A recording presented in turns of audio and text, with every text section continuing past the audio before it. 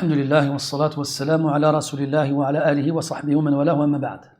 Mes très chers frères, dans cette 14e ou 15e journée du mois de Jumad al-Oula 1446, c'est-à-dire le 16 novembre 2024, nous nous retrouvons pour notre lecture et étude du livre de Cheikh Mansour al-Barouti rahimahullah ta'ala dans le droit islamique selon l'école juridique de l'imam Ahmad ibn Hanbal al-Shaybani rahimahullah wa radiya anhu.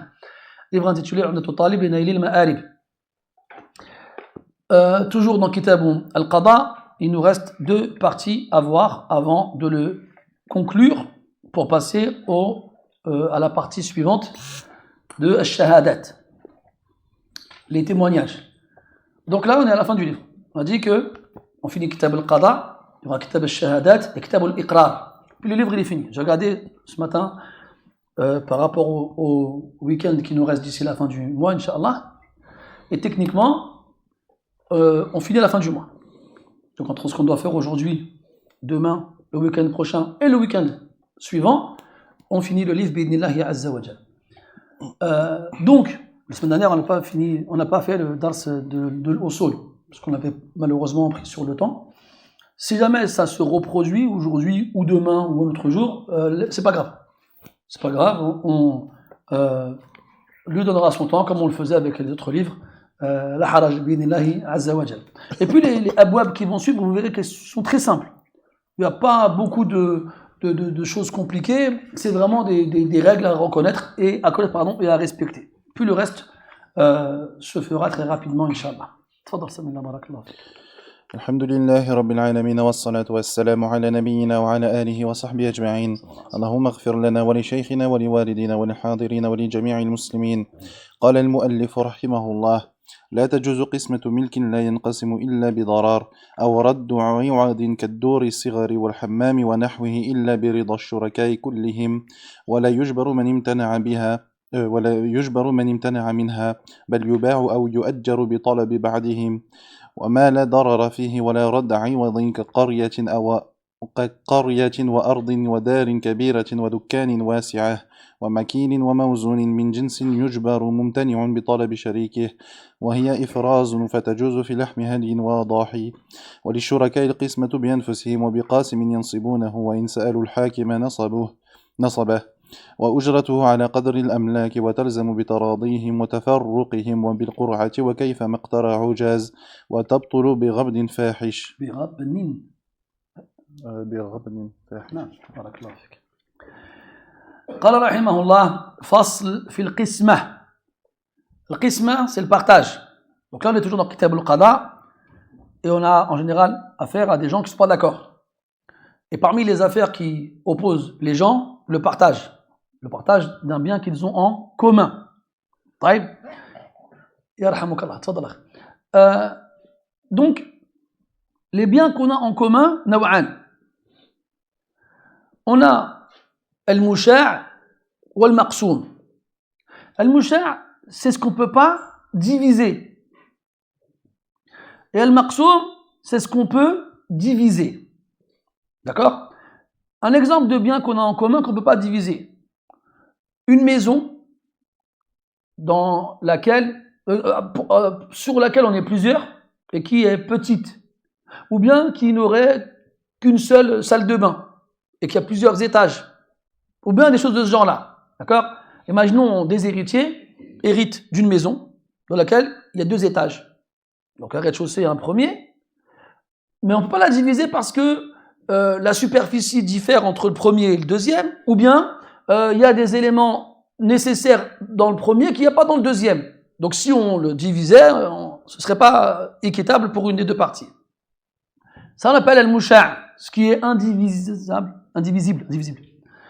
Puis on a al-maqsoum. Al-maqsoum, c'est celui qui est divisible. Donc c'est un bien qu'on a en commun, qu'on peut diviser. Imaginons par exemple on est 10 héritiers, un homme il meurt, il laisse 10 fils. Et il laisse une terre de 100 hectares. C'est possible, ils ont 10 hectares chacun. D'accord? Donc c'est un bien commun qui est divisible. Donc là on va parler de ce qui n'est pas divisible dans 2 points. Est-ce que les héritiers sont d'accord? Donc comment diviser quelque chose qui ne l'est pas quand ils sont d'accord? ou bien, quand ils ne sont pas d'accord, que faire? Que faire avec un bien qui est indivisible et qu'on n'arrive pas à trouver d'accord entre les héritiers?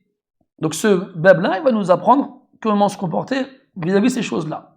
Et c'est important parce que ça touche un point très présent dans les héritages, notamment aujourd'hui, la maison des parents, qui pose énormément de problèmes. Parce que donc, très souvent, on ne peut pas diviser cette maison-là entre les héritiers, et on ne la vend pas non plus. Résultat, qu'est-ce qui se passe? Les héritiers sont privés de leur héritage.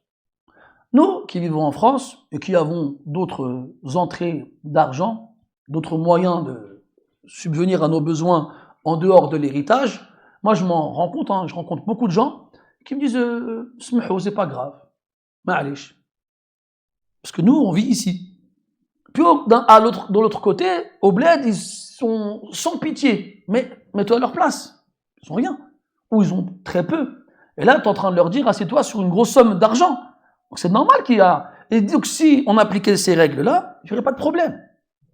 Bref, il dit rahimahullah, en parlant du premier cas, lorsqu'il y a un accord entre les associés. Parce qu'on a donné comme exemple un héritage, ça peut être autre chose. قال رحمه الله لا تجوز قسمة ملك لا ينقسم إلا بضرر أو رد عوض. Il dit, rahimahullah, déjà premièrement, qu'il n'est pas permis de partager une propriété, قسمة ملك لا ينقسم إلا بضرر, une propriété que si on la divise, elle engendrera un mal. Donc quand on va diviser une propriété et que cette division-là engendrera un mal, de quel genre? Naqsu al-qima, mathalan. On reprend l'exemple de tout à l'heure. J'ai des héritiers, ils héritent d'une maison. Si on divise la maison, alors que les différentes parties de cette maison-là sont inégales, forcément, une des deux parties aura une plus grande valeur que l'autre. Imaginons, maintenant, on se met d'accord pour la louer. Moi, je loue mon étage, toi, tu loues le tien. Dans mon étage, il y a une salle de bain. Il n'y en a pas dans la tienne. Dans le tien, je veux dire. Tu ne pourras pas louer ton étage au même prix que moi, je loue le mien. Donc, il y aura un darar. Il y aura un mal pour une des deux parties. Donc, si jamais le bien, en le divisant, il va engendrer un mal, là, yajuzu qismatuhu. On n'a pas le droit de le diviser. Premier point. Aw raddi iwadin. Ou bien, deuxième point, on n'a pas le droit de diviser un bien sans qu'il y ait un apport donné à l'une des deux parties qui aura dans sa partie un manque par rapport à l'autre. D'accord?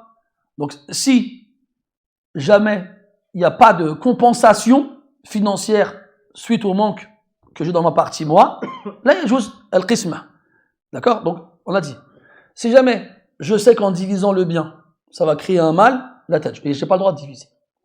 Si jamais je ne donne pas de compensation à l'autre partie, j'ai pas le droit de diviser. Donc qu'est-ce qu'on comprend? S'il n'y a pas de darar, s'il n'y a pas de mal, s'il y a une compensation financière qui viendra compenser le manque au niveau du partage, il y a chose. Après il donne des exemples. Kaddouri sirari wal hammam wa nahwihi, comme les petites maisons ou les salles de bain. Donc c'est des exemples de biens qu'on ne peut pas diviser. Bon, un hammam, une salle de bain, bon, nous on appelle ça salle de bain aujourd'hui, mais c'est un endroit où les gens ils vont se laver. Donc imaginons quelqu'un, il a construit un hammam, comme on les connaît à une certaine époque, on les a connus à une certaine époque, ben ce hammam-là on ne peut pas le diviser. C'est un bain public pour tout le monde. Tu ne peux pas le couper en deux et faire un hammam à droite, un hammam à gauche. Donc c'est les exemples qui sont donnés ici, c'est des exemples pour que tu comprennes ce qu'il a voulu dire dans les biens qu'on ne peut pas diviser. Les petites maisons, ou bien les hammams, petits aussi, hein.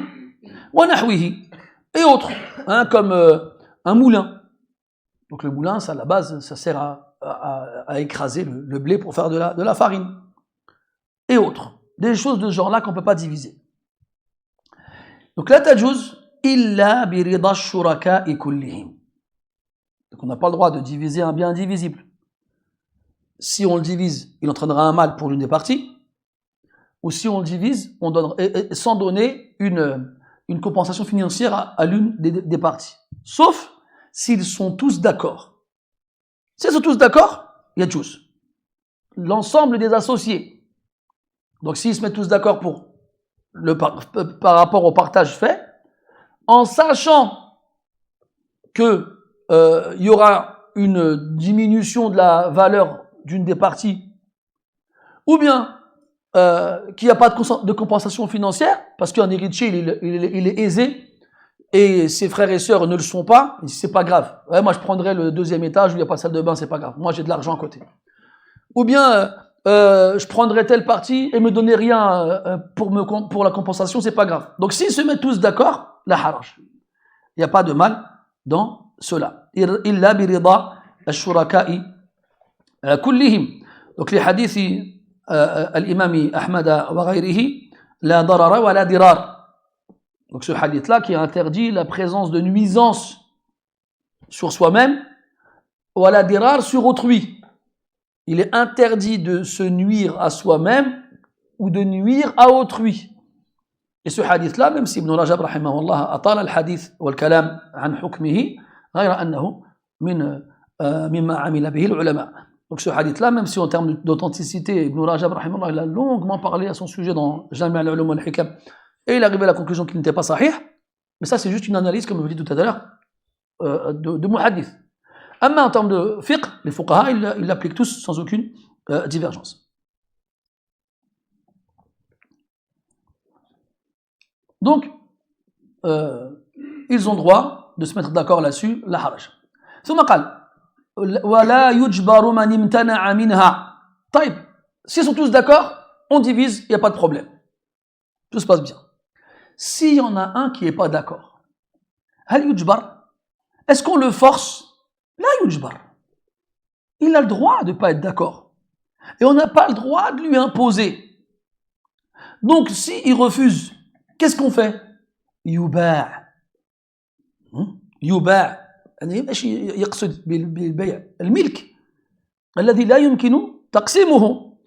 Donc, ce bien-là qu'on ne peut pas diviser sans créer un mal, ou bien sans donner une compensation financière à l'une des parties, et les différents associés ne sont pas d'accord, alors on n'aura pas d'autre choix que vendre ce bien-là. On le vend, et après on divise la somme obtenue proportionnellement à la part de chacun. Proportionnellement à la part de chacun. Bel yuba', soit on le vend. Après, c'est pas tout le monde qui peut vendre. Il est possible que la maison soit mal située, ou bien que les gens autour ne veulent pas l'acheter parce qu'elle est trop chère, ou pour X raisons. Des fois, il y a des gens qui sont d'accord pour vendre, mais personne n'achète. Qu'est-ce qu'on fait? On le laisse comme ça prendre la poussière? Ou sinon, on va louer ce bien-là, dans le cas où une partie des associés le demanderait. Pourquoi il dit une partie des associés? Parce qu'on ne peut pas rester sans rien faire. Soit on partage, soit on ne partage pas. Et si on ne partage pas, soit on vend, soit on ne vend pas. Mais si on ne vend pas, personne ne va rien gagner. Parce que le but, à la base, c'est que tout le monde gagne quelque chose. Mais si on ne se met pas d'accord sur le partage, personne ne pourra jouir du bien. Parce que nous, au bled, il y a toujours un petit frère qui squatte. Tu vois, dans la fratrie, la famille. Le dernier, le plus jeune, ses parents, ils meurent. Ben lui, il était déjà là. Et t'as vu, au bled, ça se fait pas, on va pas l'expulser. Ça se fait pas de l'expulser, c'est vrai. Mais ça se fait pas aussi de s'asseoir sur ta part d'héritage quand t'en as besoin. Ça aussi, ça se fait pas. Et lui, en l'expulsant, on va pas le laisser dans la rue. Il a une famille. On va pas le laisser dehors. Ensuite, le bien, il va être vendu. Donc, il va recevoir une part. Et il fera ce qu'il veut avec sa part. Il veut acheter, il veut louer, il fait ce qu'il veut. Donc, il sera pas lésé, lui, au final. Mais celui dont qu'on prive de sa part d'héritage, lui, il est lésé. Lui, il est lésé. Et il y a des gens qui attendent que ça. Il y a des gens qui attendent que leur part d'héritage pour investir, pour acheter, pour. Et tu les empêches de faire ces choses-là. Donc, au minimum, le moindre mal, quand on ne peut pas diviser le bien et qu'on ne peut pas le vendre, c'est de le louer. C'est pour ça qu'il dit bitalabi ba'dim, pas bitalabi kullihim. Il a dit selon la demande de certains d'entre eux. C'est pas une condition qu'ils soient tous d'accord pour louer. Donc si une partie n'est pas d'accord, on leur dira mais on peut pas vendre, on peut pas diviser et on peut pas en profiter. Qu'est-ce qu'on fait? On loue, c'est un minimum.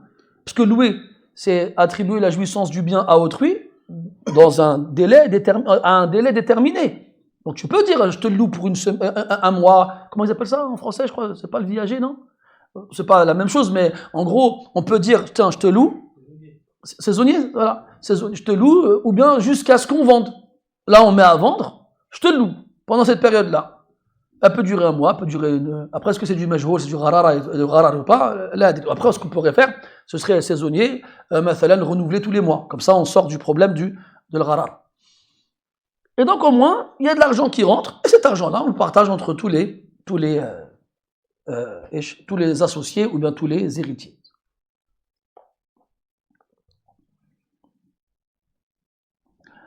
Donc là, on passe au deuxième type de division, celle dans laquelle il n'y a pas le choix. Parce qu'on a vu que c'était basé sur quoi ici? At-taradi. Il faut qu'ils soient d'accord. Yardaoun, qu'ils soient satisfaits, qu'ils agréent le partage. C'est avec l'agrément qu'on peut vendre, même avec la présence de darar, dans le sens où il y a un aqs qima, ou avec, c'était quoi le deuxième? نعم t'as dit quoi il n'y a pas de compensation. Donc s'il y a un rida la haraj, et s'il n'y a pas de rida la yujbar ahaduhum. Donc s'ils sont d'accord on partage, s'ils ne sont pas d'accord c'est on n'imposera pas à ceux qui ne sont pas d'accord quoi que ce soit. C'est le premier qism at-taradi, quand il y a un commun accord. Le deuxième qism al-ijbar, on force. Il a dit rahimahullah wa ma la darara fihi wala radda iwadin.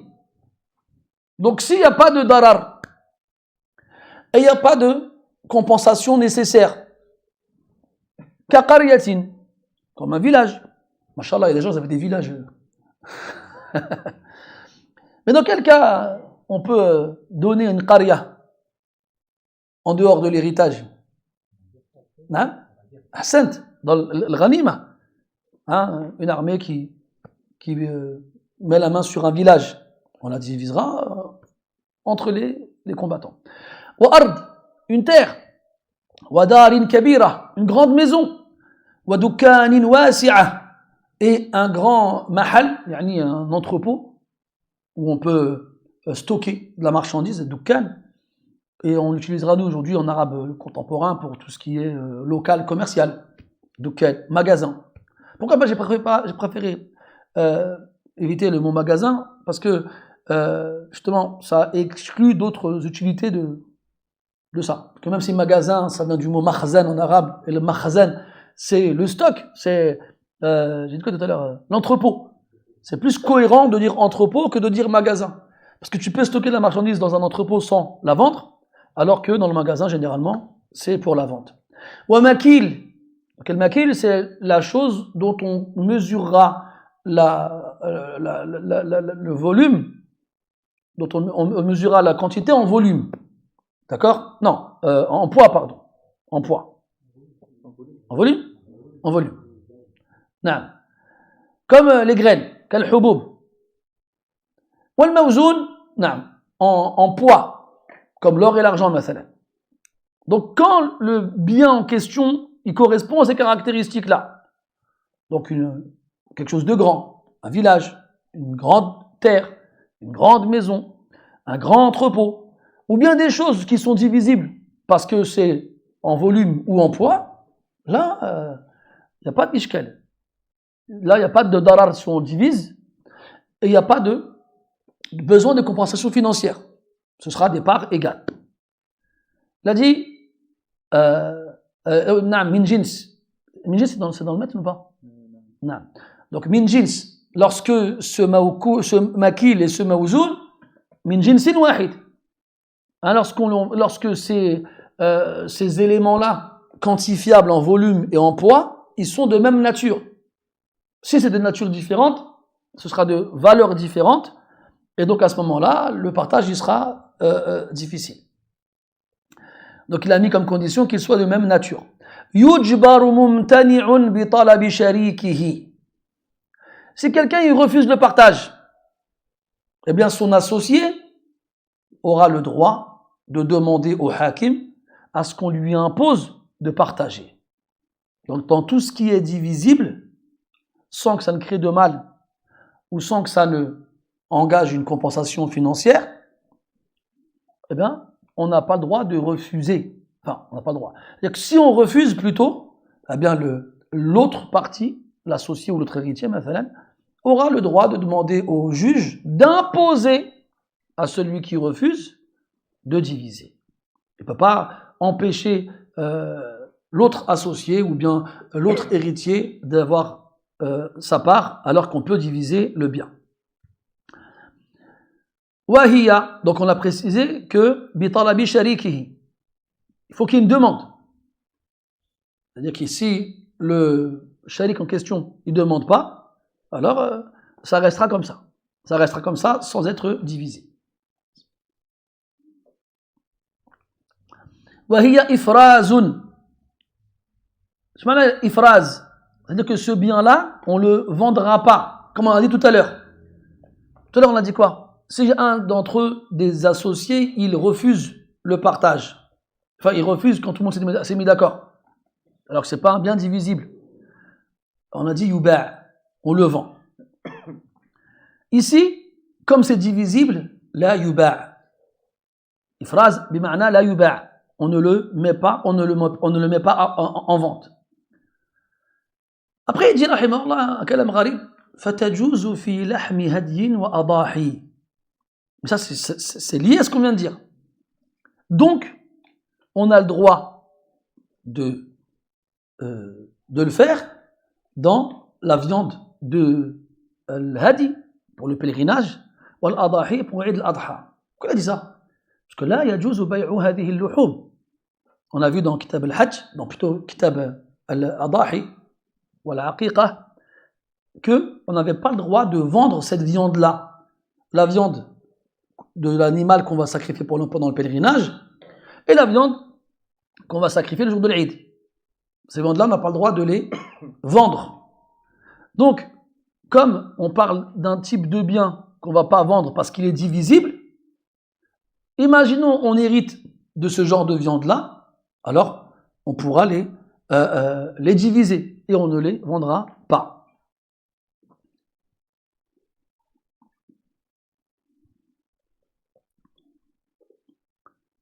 Non, pardon.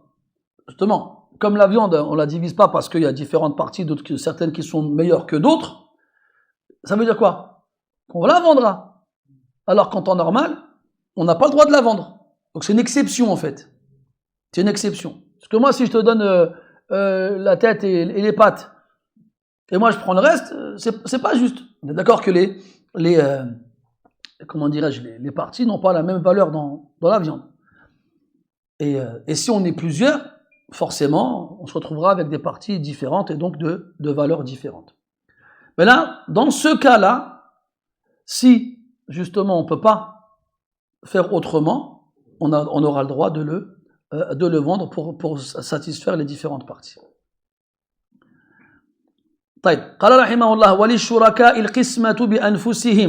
Donc maintenant qu'on sait dans quel cas on partage et dans quel cas on ne partage pas, et si on partage, comment on fait, qui va faire le partage?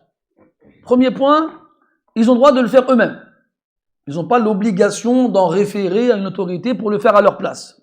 S'ils sont d'accord et qu'ils font confiance les uns les autres, ils peuvent le faire d'eux-mêmes. Ils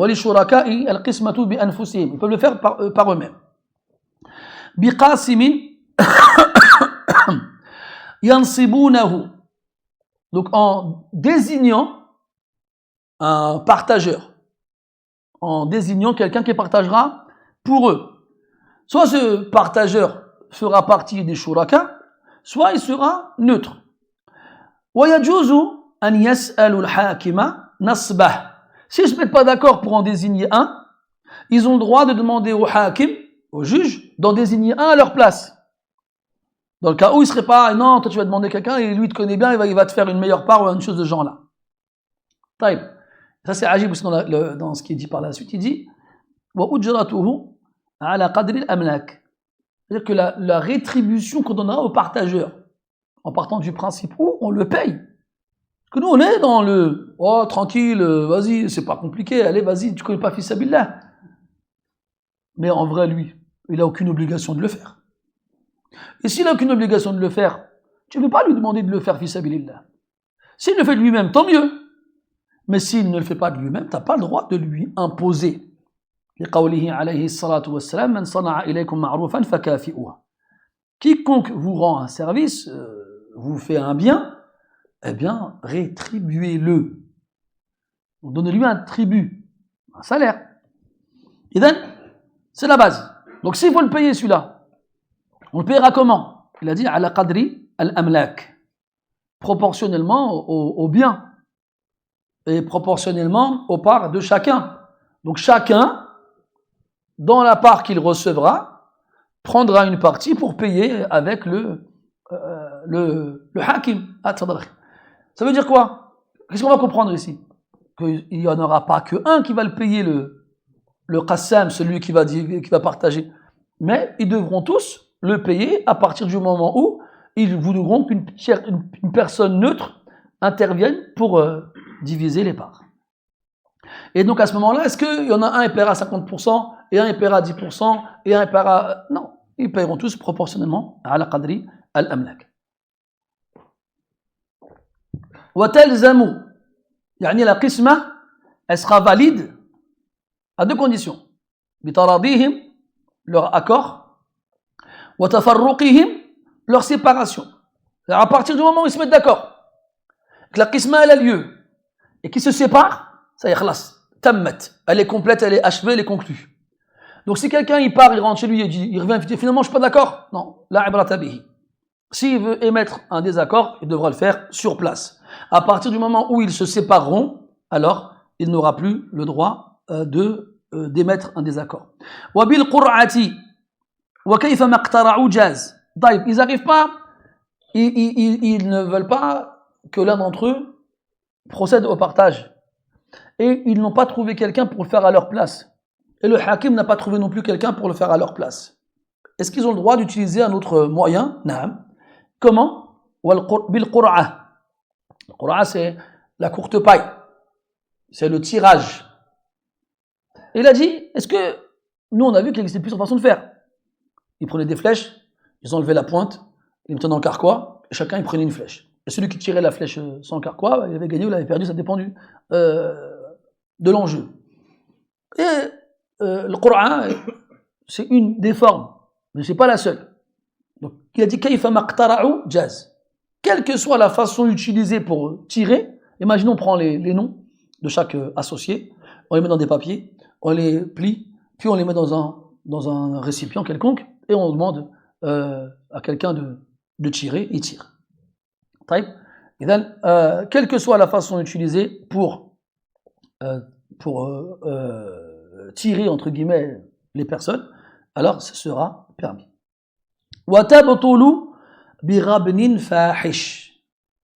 Le rabn ici, c'est une trahison, c'est une tromperie. Imagine, on revient à l'histoire des noms, j'ai mis deux papiers avec mon nom. Donc j'aurai une chance de plus que l'autre que mon nom y sorte. Il a dit donc tabtulu, le qisma, le partage s'annulera s'il y a une tromperie ou une trahison. Ou là, si tu préfères l'autre sens du mot rabn, un déficit, une perte. En gros qu'il n'y ait pas d'équité dans le partage. Il a dit fahish. Je parle de fahish kabir, quelque chose de grand. Quand la différence, elle est importante. Ce qui exclut al-yasir. Ce qui exclut quand c'est léger. Et ça, généralement, quand c'est des grandes quantités et que la différence, elle est minime, on ferme les yeux dessus. C'est pas grave.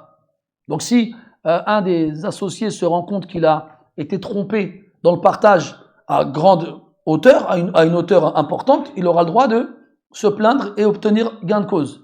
Si par contre, la différence, elle est infime, elle est minime, alors à ce moment-là, on ne le prendra pas en compte. D'accord? Ça, encore une fois, tout dépend. Ça, c'était à une époque où les partages n'étaient pas très précis. C'était de l'approximatif. Aujourd'hui, alhamdoulilah, on a des outils qui nous permettent d'être très précis dans le partage. Donc à ce moment-là, si c'est une question de centimètres dans des hectares, ou de mètres, hein, même des fois, si tu as le droit à un hectare, si je ne me trompe pas, c'est 100 mètres carrés un hectare, hein, et qu'il manque 1 mètre, ça va. C'est quoi? 10 000. Ah, machallah, ça n'a rien à voir. 10 000 mètres carrés? Oui, c'est 100 fois 100. D'accord. On regardera. Abou Google. 10 000, barakallahu fikum. Alors, tu vois, ça m'apprendra à utiliser des trucs que je ne maîtrise pas. Et then, voilà, si c'est 1 mètre, tu as 10 000 mètres carrés, il manque 1 mètre, c'est pas la mer à boire. Ou quelqu'un il m'a fait, il manque 50 centimètres, tu t'abuses. D'accord? Mais dans les grandes choses, généralement, ce n'est pas source à problème. C'est pour ça qu'il a précisé fahish. C'est gros par contre, il a droit à 100 mètres carrés et qu'il en manque 10, ça reste quand même gros. Wallahu a'lam. تفضل. أحسن الله إليكم. قال المؤلف رحمه الله: لا تصح الدعوة والإنكار إلا من جائز التصرف غير ما يؤاخذ به السفيه في الحال، وإن تداعي عينا بيد أحدهما فهي له بيمينه، فإن أقام كل منهما بينة قدمت بينة خارج، وإن كانت بيدهما ولا بينة تناصفاها وبيد ثالث لم ينازع ولم يقر بها لأحد اقترع عليها. Ahsant, barakallahu fik. Donc là on arrive au dernier fasl de Kitab al-Qada.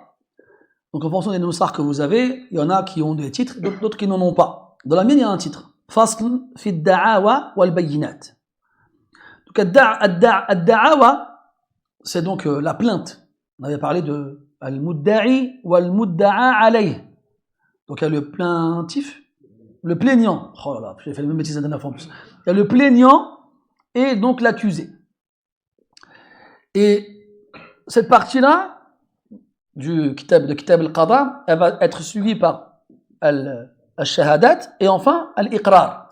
Donc on a al-da'awa, al-shahadat et al-iqrar. Alors, al-da'awa, c'est talabu milki al-ghayr lil-nafs. Al-da'awa, c'est demander le bien d'autrui pour soi-même. C'est al-da'awa. Le bien ou autre. Mais c'est pour soi-même. C'est prétendre à quelque chose chez quelqu'un pour soi. D'accord? Dans l'ordre, même si ce n'est pas l'ordre qui est dans le kitab, mais dans l'ordre, c'est plus da'awa, al-iqrar wa shahadat. Donc c'est demander ce qui est chez l'autre pour soi, da'awa.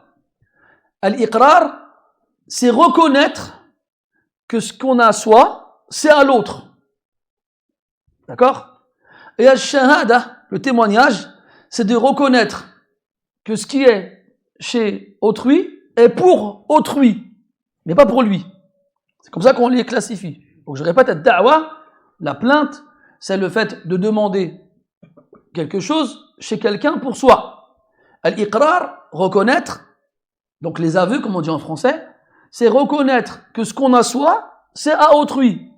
Et al-shahada, le témoignage, c'est affirmer que ce qui est à autrui appartient à autrui, mais pas à lui. Donc là, on est dans da'awa. Da'awa, c'est donc la plainte. C'est quand j'affirme que ce qui est chez autrui est à moi. Il dit, rahimahullah, wa la tasihhu ad-da'wa wal inkar illa min jaiz at-tasarruf. On a vu dans Bab al-Hijr qu'il y avait des gens qui ont le droit de gérer leurs biens personnels comme ils le veulent, et d'autres qui n'ont pas le droit. Et parmi ceux qui n'ont pas le droit, Donc on a les enfants, ceux qui n'ont pas la raison, et as-safih.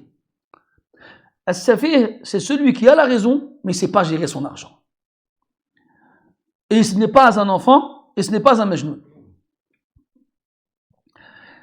Donc en dehors de cette catégorie-là, celui qui est ja'iz at-tasarruf, il a le droit de porter plainte, donc d'affirmer que le bien d'autrui lui appartient, comme il a le droit de nier.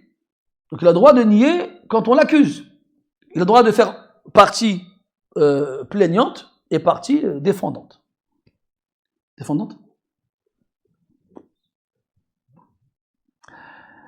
Pourquoi il dit alors غَيْرَ مَا يُؤَاخَذُ بِهِ السَّفِيهُ فِي الْحَالِ, en dehors de ce qu'on reprochera au safih, dont on a parlé tout à l'heure, fil hal. Parce que, il a dit, ici on parle de da'wa. Et donc da'wa, une plainte, ça peut concerner autant un bien matériel, un bien physique, que autre chose. On a vu le qadf. On peut t'accuser d'avoir volé. On peut t'accuser d'avoir forniqué. On peut t'accuser de plusieurs choses. Est-ce que as-safih, il n'aura pas le droit de nier l'accusation? Si, il aura le droit. Parce qu'il est safih par rapport à quoi? Au bien seulement. Pas par rapport au reste. Parce qu'il n'est pas majnoun. Il n'est pas majnoun. Donc, c'est pour ça qu'il a fait une précision avec as-safih. Il a dit fil hal, c'est-à-dire dans la circonstance où le safih, il a le droit de nier. En dehors, et en dehors de ça, c'est-à-dire dans les biens, lui, il n'a pas le droit d'attaquer ou de renier une accusation. Donc il n'a pas le droit de le faire, ça veut dire qu'il est victime des gens? Non, il aura un wali qui le représentera. ثم قال وإن تداعيا عينا بيد أحدهما فهي له بيمينه. Donc si j'ai deux personnes qui prétendent être propriétaires d'un bien, un ayn ici c'est un bien, c'est un des sens du mot ayn. J'ai l'ayn al-jariha, c'est l'œil. J'ai l'ayn al-nahr, le fleuve qui coule. J'ai l'ayn ici un bien. J'ai aussi ayn dans le sens d'individu. Et j'ai ayn un sens plus précis, le al-jassous, l'espion. Quand il disait arsala al-amiru aynahu hunak, yani al-jassous. Donc le mot ayn est un des mots en arabe qui a beaucoup de sens. Donc si deux parties prétendent à la propriété d'un bien et que ce bien-là biyadi ahadihima est entre les mains d'un des deux. Donc j'ai Ali qui vient et dit le terrain de Omar, il est à moi. Omar il vient et dit non, c'est mon terrain. Et au moment où il dit c'est le mien, le terrain est en sa possession. Qu'est-ce qu'on fait? Eh bien la base, c'est que le bien en question appartient à celui qui l'a au moment où on prétend qu'il n'est pas le sien. C'est la base. Si l'autre persiste dans sa prétention, il dit non, c'est à moi, alors on demandera est-ce que tu as une preuve? S'il n'a pas de preuve, donc si Ali n'a pas de preuve, on demandera à Omar de jurer. Jure c'est ton terrain. Dire Wallah c'est mon terrain. Khalas c'est à lui. Taïb, s'ils ont des preuves tous les deux, imaginons qu'ils viennent tous les deux avec un certificat, un acte de propriété. فإن أقام كل منهما ببينة قدمت بينة خارج. Donc, l'auteur أعرض عن كون وجود البينة عند المدعي لوضوح الأمر. L'auteur, il n'a pas cité le cas où le plaignant, il vient avec une preuve. Al-bayyina, ça peut être un témoin, ça peut être autre chose. Donc, Ali vient, il dit le terrain qui est chez Omar, il est à moi. Omar il dit non, il est à moi. On dira Ali, tu as une preuve? Il dit oui, avec le certificat ou le contrat. Tu as une preuve toi Omar? J'ai pas de preuve. Elle rend le terrain à Ali. C'est clair. Maintenant, si tous les deux ils donnent une preuve, il a dit فَإِنْ أَقَامَ كُلٌّ مِّنْهُمَا بَيِّنَةً. Donc si chacun d'entre eux donne une preuve, en ramenant des témoins, ou en ramenant des contrats ou autres, قُدِّمَتْ بَيِّنَةُ خَارِجٍ. On donnera la priorité à la preuve du kharij. Ici, il y a un mustalah à connaître, c'est que le kharij, c'est celui qui prétend, celui qui accuse. L'autre on l'appelle dakhil. L'autre on l'appelle dakhil. Kharij, celui qui est dehors, dakhil, celui qui est dedans. D'accord? Donc, ad-dakhil, c'est celui qui a le bien en sa possession quand on l'attaque. Et al-kharij, c'est celui qui ne l'a pas. Donc, si ils donnent tous les deux une preuve, et qu'on ne peut pas départager ces preuves-là, on donnera la priorité à la preuve de celui qui accuse. Pourquoi? لِأَنَّهُ نَقْلٌ عَنِ الْأَصْلِ. Après, je ne pourrais pas vous en dire plus.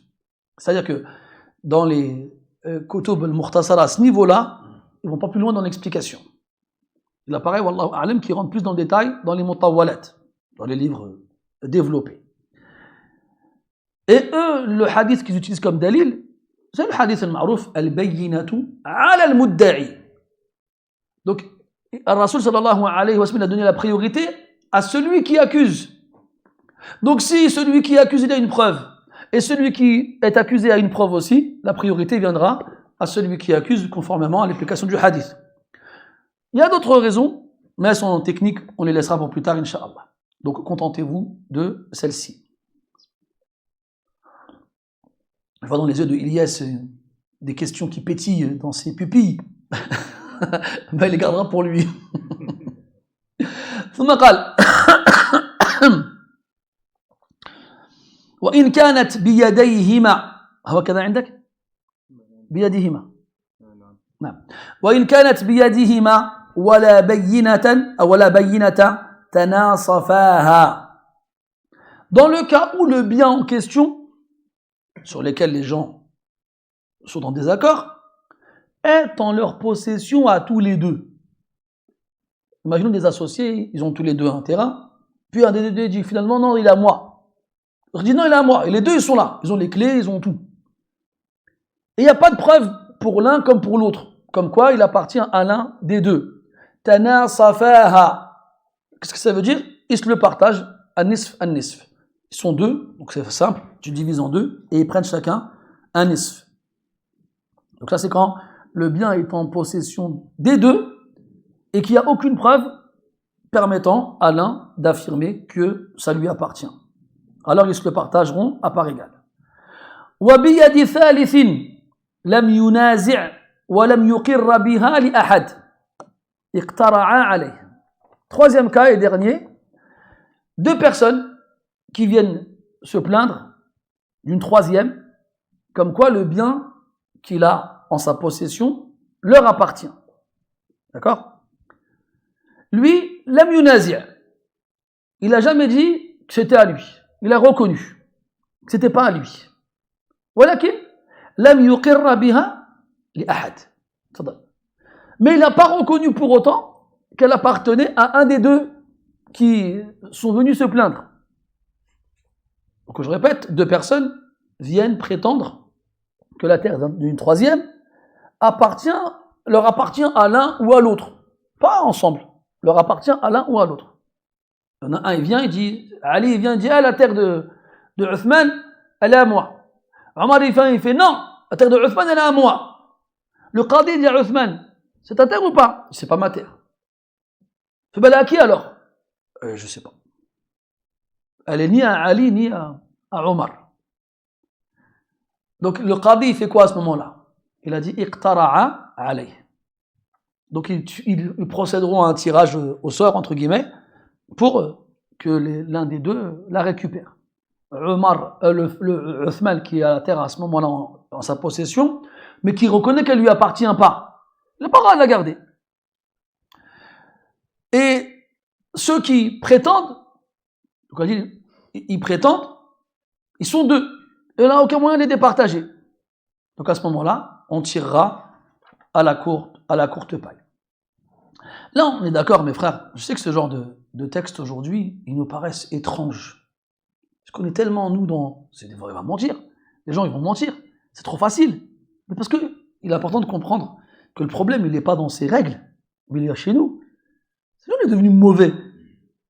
C'est nous qui est capable de faire ces choses-là. Regarde, on dit, tu jures, c'est fini. Qui va faire? Tout le monde va le faire aujourd'hui. Enfin, tout le monde, il a marrahim rabbouk, mais on est d'accord qu'aujourd'hui, malheureusement, de nombreuses personnes n'auraient aucun scrupule à jurer tout en mentant. Dans le cas où il peut s'approprier quelque chose sans avoir besoin de le payer ou autre. Donc oui, les règles paraissent trop simples, mais c'est parce qu'on est malheureusement devenu trop compliqué. Et encore une fois, là on a juste un aperçu des règles de base. Et plus tard, Inch'Allah, quand on rentrera dans d'autres ouvrages, on constatera que c'est beaucoup plus technique et plus élaboré. Et ainsi, nous avons, alhamdoulilah, il y a un hadith aussi, justement, qui confirme cette façon de faire. Il est rapporté par Abu Daoud et d'autres.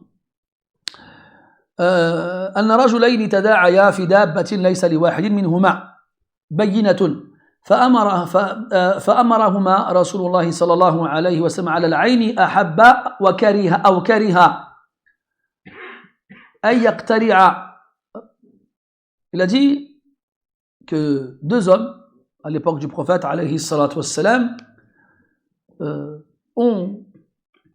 étaient en désaccord vis-à-vis d'une bête, et aucun des deux n'était capable de prouver qu'elle lui appartenait.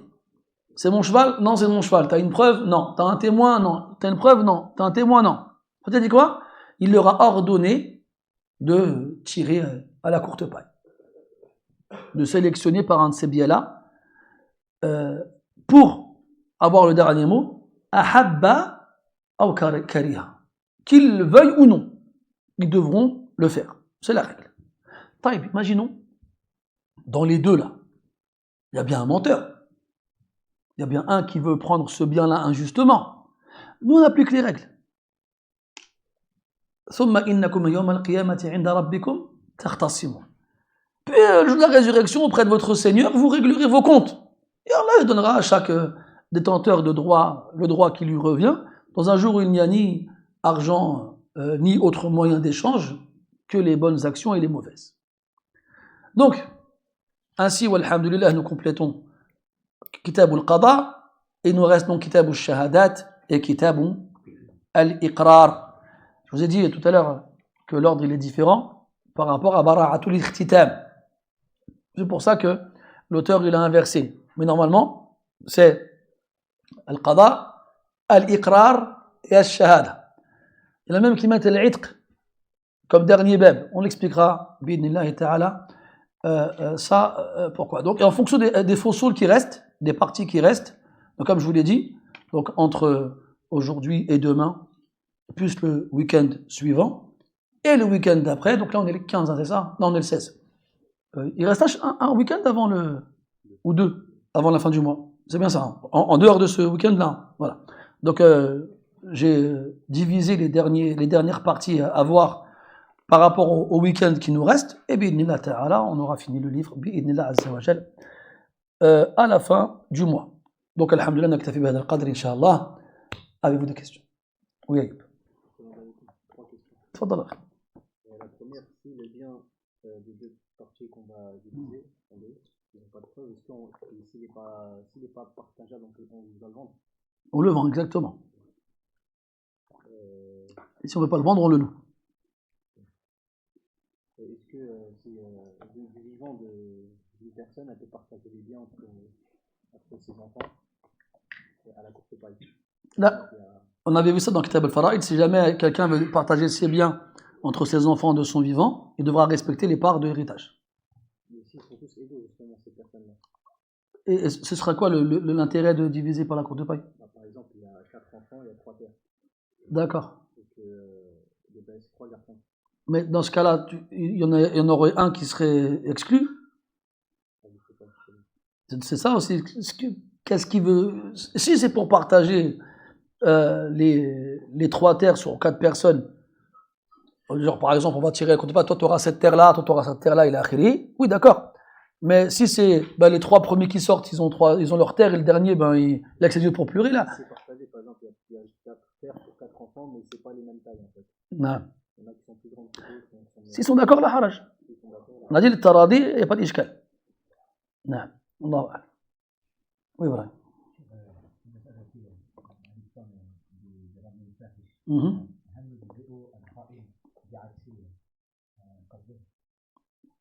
لا أدري. سؤال جيد لكن الجواب ليس عندي. Oui, t'avais 3 questions toi. Ah, excuse-moi. Vas-y. Pourquoi le prophète sallam n'a pas fait gérer les Ça. لا أدري. t'as pas compris?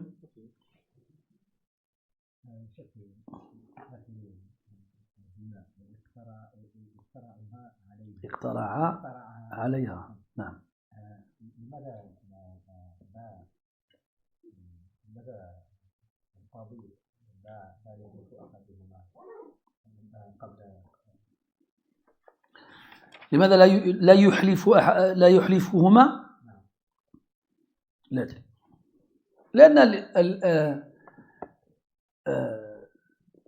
الإتيان بالإحلاف في الحقيقة قضية عظيمة، ولذلك لا ينبغي أن يتهم المدعي بالكذب، فأن يطلب منه أن يحلف يقتضي كونه كاذبا، والله أعلم. وربما دفعه إلى أن يكذب إلى أن يحلف كاذبا مخافة العار والمسبة من الناس، والله أعلم.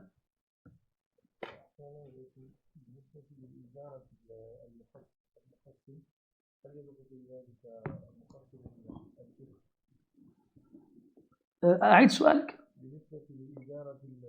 أيوة المقسم. نعم نعم يدخل في ذلك مقسم الإرث.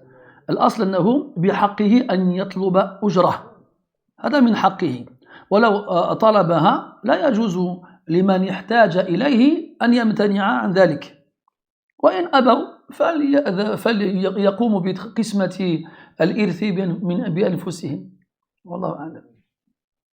نعم.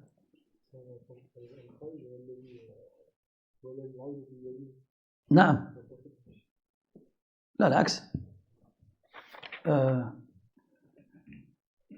نعم أحسنت. الخارج لا الداخل هو الذي تكون العين بيده، والخارج الآخر، هكذا قلت. نعم لا، فقدمت بينة خارج وهو من ليست العين بيده، وألغيت بينة الداخل وهو الذي تكون العين بيده.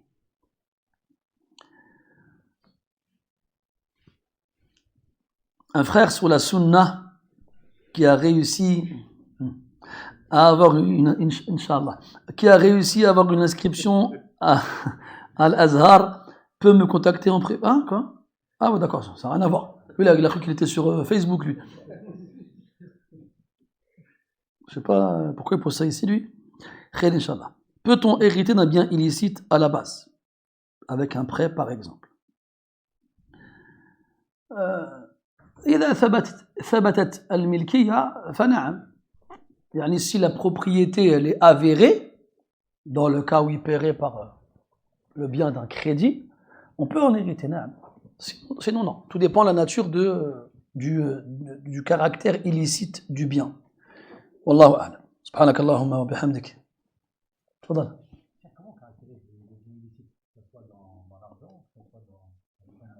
Bah, c'est exactement ça.